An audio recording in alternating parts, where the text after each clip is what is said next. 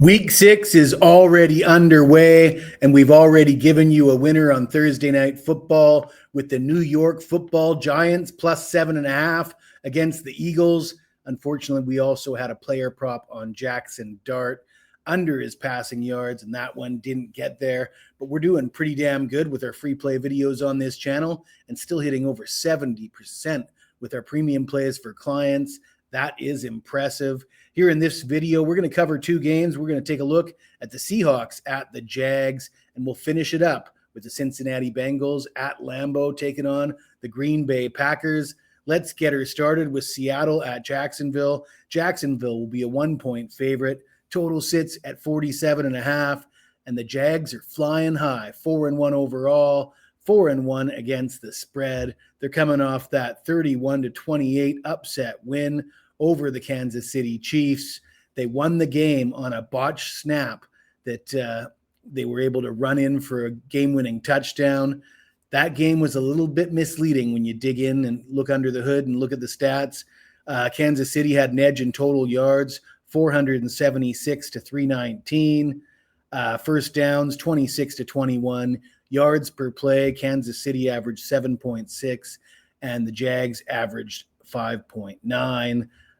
Trevor Lawrence threw for a bunch of yards. His completion percentage wasn't that great. He had one touchdown and one interception.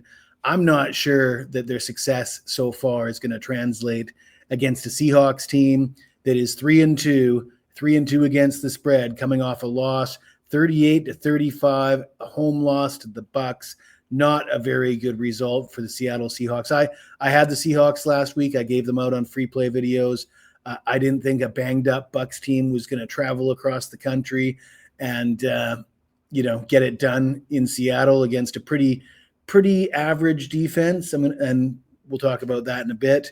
But yeah, Seattle, they came up a little short, but I like them to bounce back here. The Jags offensive line, their entire offensive line is questionable.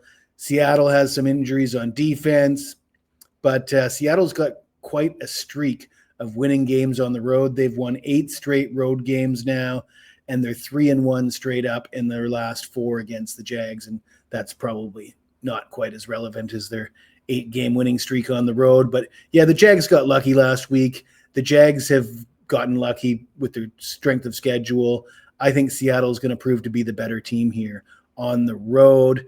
Before we get into the second game, I got to tell you about a promotion we have available right now at Picks and Parlays. We're still giving out the Weekend Warrior, despite my complaints to the management that they're giving away my football picks way too cheap. They're still putting out my picks entire weekend, Saturday, all-day college football, Sunday, all-day NFL. They're even throwing in the Monday Night Football game, all for $49. I got a game of the month on Monday Night Football this week. Man, that's way too cheap. As always, there's no purchase necessary. You're more than welcome to tune in just for the free picks. I do ask that you take the time to smash that like button. And if you've got anything to say to me about this game or any other game on Sunday or even college football, let me know in the comments below. I want to hear from you. I get great comments from the viewers. Most of them are positive. Occasionally, somebody may insult me, which is absolutely fine. I love every minute of it. Let's take a look at what people have been saying lately, and let's go to a comment on the Seattle versus Arizona game a few weeks back, Thursday Night Football. Let's see what somebody's going to say here. How does this guy have a job? Seahawks have a below-average defensive line. The Seahawks have the most quarterback pressures in the league while running the second least amount of blitzes in the league. Can we get this guy back home to his kids instead of being a phony garbage talking head? And Bubba Wid 6051 was referring to my comment that Seattle led the league in scoring defense after 3 weeks. However, they had played the Saints. They were coming off a blowout win at home over the Saints, and they basically had played 3 cupcakes in a row, and they padded their stats. And I'm not willing to crown them the best defense in the league after 3 weeks based on their strength of schedule when their Pro Football Focus defensive line ranking was below average heading into the season, is what I said. And he makes this comment that I should be fired from my job. Interestingly enough, we've got more data coming in after they've played a few stronger teams like the Bucs. They rank 16th in the league in total defense and 12th in the league in scoring defense. You come at me, you might have rough luck because I'm going to be right more than you are. Let's look at what the next guy's saying. Why do these clowns think they know more than you, Jesse? Laughing out loud. If they were better, they wouldn't be looking for videos like this. Thanks for the insight, Jesse. This guy nails it on the head. But I really appreciate both gentlemen commenting. People think that I'm slighted by the negative comments. I find it flattering that you take the time to watch my video and comment on it, even if you say negative things. That's fine with me. Let's get back into the video. Let's talk about the Cincinnati Bengals at the Green Bay Packers.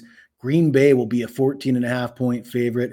The total sits at 44.5, and Cincinnati comes in with a 2-3 record, 1-4 against the spread. They've lost 3 straight games without Joe Burrow, and big news: Joe Flacco is coming to save the day. Flacco, he threw for 815 yards, 2 touchdowns and 6 interceptions on 58% passing, and he was sacked 9 times in 4 games with the Cleveland. He was benched in Cleveland, and Cincinnati thinks he's going to be an upgrade.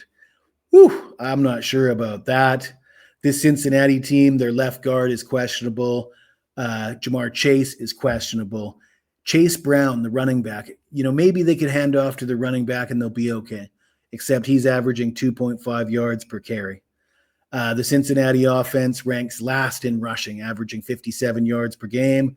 I don't see how Cincinnati is going to be able to do anything against a Green Bay team at home, coming off a bye week, coming off that tie in overtime against the Dallas Cowboys. They're going to want to make a statement here.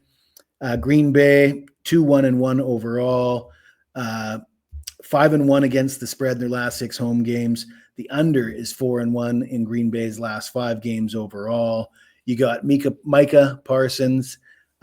This could be the game where he really makes a statement here. Joe Flacco's like a statue back there, and Cincinnati's offensive line is not good.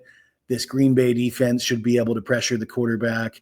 I was looking at under 44.5, but I think I'd prefer the Cincinnati team total under because Green Bay might just score in the 30s, well into the 30s. And so the pick for this game is going to be Cincinnati team total under 14.5. And the first game, Seattle +1. If you like this video, smash that like button, subscribe to the channel. And if you've got anything to say to me, even if it's nasty, hit me up in the comments below, and I'll get back to you as soon as I can.